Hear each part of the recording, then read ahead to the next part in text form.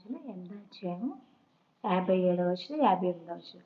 కాబట్టి మన దేవుడైన యెహోవా మనలను వదలకను విడువకను మన పితరులకు తోడుగానున్నట్లు మనకును తోడుగా ఉండి తన మార్గములన్నిటినీ అనుసరించి నడుచుకున్నట్లుగాను తాను మన పితరులకు ఇచ్చిన ఆజ్ఞలను కట్టడలను విధులను చేసుకున్నట్లుగాను మన హృదయములను తన తట్టు తిప్పుకొనును గాక.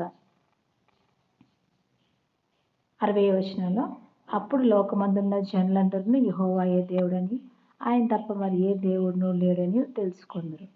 చూడండి, ఇక్కడ మన హృదయాన్ని దేవుడికి ఇష్టంగా ఉండాలంట. మనము కోపము, అసూయ, ద్వేషం ఇంక ఇలాంటివన్నీ లాస్ట్ టైం చెప్పుకున్నది. పిల్లలతో కూడా మనం సినిమా స్టోరీస్ మాట్లాడకూడదు. ఇంకా చాలామంది ఇప్పుడు ఫోన్స్ ఇచ్చేసి పిల్లలకి షార్ట్ వీడియోస్ అవి చూస్తారు. ఇంక లేనిపోని చూస్తామని ఏమవుతుంది, పిల్లలకి హృదయ శుద్ధి చేసుకోవడం రాదు. వాళ్ళ హృదయం చాలా అపవిత్రంగా ఉంటుంది. తద్వారా వాళ్ళనే మనము దేవుడికి దూరంగా చేసే వారంగా ఉంటున్నాం. అందుకే మనం ఏం చేయాలంటే తల్లిదండ్రులుగా వాళ్ళ హృదయ శుద్ధిని ప్రేరేపించి వాళ్ళ హృదయ శుద్ధిని మనం తలస్తూ వాళ్ళకి ఏది క్షేమకరమో అవే మనం బోధించే వారముగా చిన్ననాటి నుండి ఉండాలి.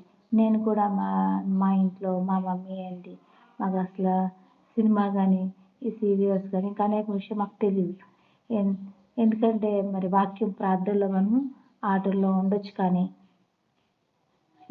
లేనిపోని విషయాలు మనం మాట్లాడుకునే వారంగా ఉండకూడదు, చూసే వారంగా ఉండకూడదు. మన పిల్లలకి చిన్నప్పటి నుంచి నేర్పించే వారంగా ఉండాలి. వాళ్ళు నడవలసిన తోడు వారికి నేర్పము, వాడు పెద్దవాడైనప్పుడు దాని నుంచి తొలగకూడదు. ఈ విధంగా చేస్తే మనల్ని బట్టి అనేకులు దేవుని వైపు తిప్పబడ్డారు. ఈ కొద్ది వాక్యం దేవుడు దీవించిన గాక. ఆమేన్.